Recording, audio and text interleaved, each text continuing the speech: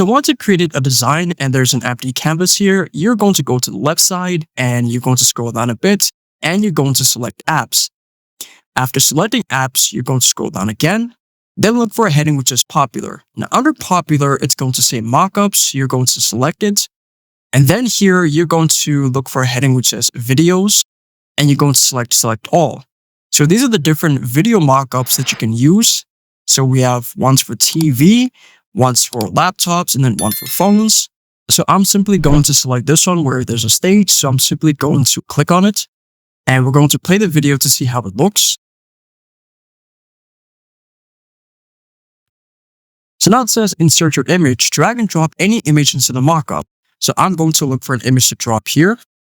So I've found an image that I want to use. So you're simply going to drag it and drop it here. So now it says just adding some finishing touches, sit back, we'll take it from here. So all we need to do is wait for a couple of seconds for it to finish. And here is the final result.